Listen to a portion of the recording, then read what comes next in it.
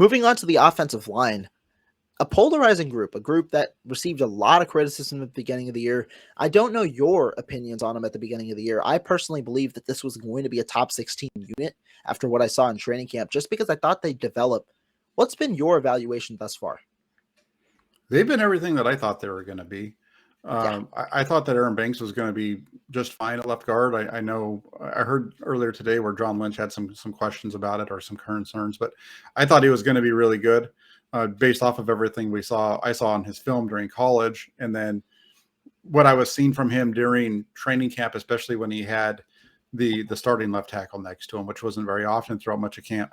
Um, the surprise, Jake Brendel at center, kind of the same thing. I thought, you look at his numbers and uh, from his scouting combine, and there were numbers that really match what the 49ers like to do in terms of his quickness and his Mm-hmm. The short area athleticism. Yeah. movement and athleticism. So I thought he was going to fit in okay. And we've seen him be, for the most part, he's okay. Every once in a while he gets blown off the ball, but for the most part, he's solid. And then at right guard, they moved on from Daniel Brunskill still on the team, and it's been Spencer Burford, which was a little bit of a surprise there, but that's also because Brunskill got injured, so he stayed there at right guard the whole way through training camp, and he's looked okay, and he's been splitting time with Brunskill over the last few weeks, and so I think that interior of the offensive line has been, which I think is where most of the concerns were, has been pretty much non-existent in terms of the concerns with them. Yeah. And then Mike McGlinchey's been what Mike McGlinchey's always been, and Trent Williams has been what he's always been. So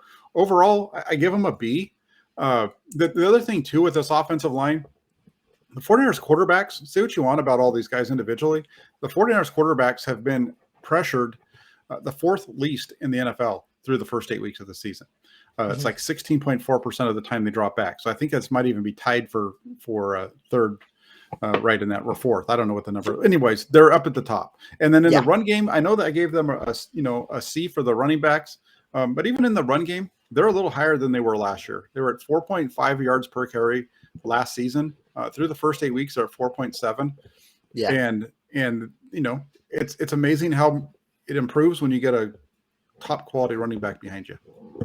No, definitely. What was your overall grade? I didn't hear that. I'm sorry. It was I gave them a B. Got it. Okay. I'm actually going a little higher then, because my grade for this group is a B plus, and maybe that is jumping the gun a little bit, but based on the expectations, I thought that this 49ers offensive line was going to be good.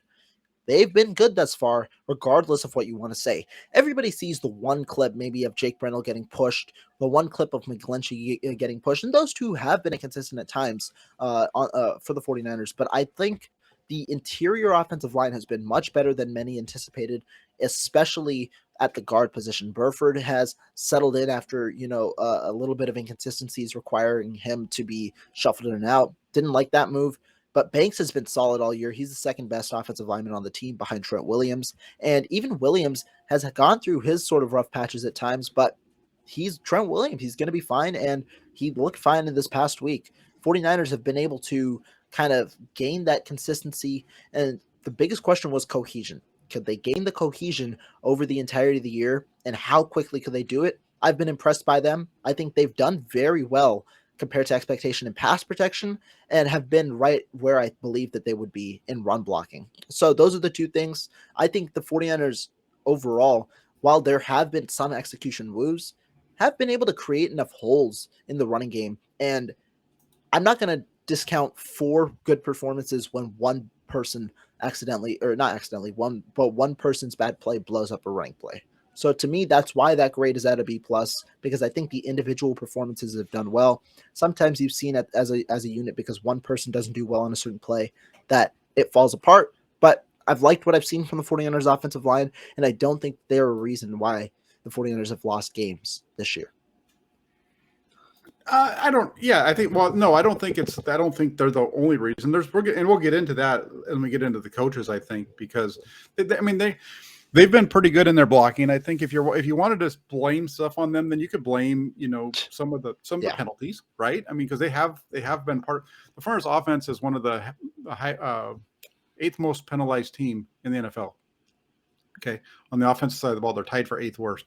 So that's part of the reason why when you look at the offense as a whole, The offense has they're below average because yards are really good. They're 11th most in yards. That's good, but yards don't win games. Points do. And when you get the points, they are, I believe, 17th in points scored, 18th in points scored, right around there, so below average. And then you look at their points per drive, and that's 22nd. And so they're and that's coming from a lack of execution, and that's on the coaching staff, and that's penalties, that's fumbles, that's drive killers at times, that goes along with it, and also the drops. So yeah, I think so. It's funny because to me, I think the penalties and all, the reason that they get amplified is they come at inopportune times. So you can grade that as you will. I think there are times where the 49ers offensive line has faulted where those penalties. One of the biggest examples I know you've pointed out on the timeline several times, that Jake Brendel hold on that Brandon Ayuk throw or Brandon Ayuk play in the Atlanta Falcons game in the fourth quarter with 7 minutes and 20 seconds left. Just one example in general, but overall, I think the unit has played pretty well. Yeah, I agree with you.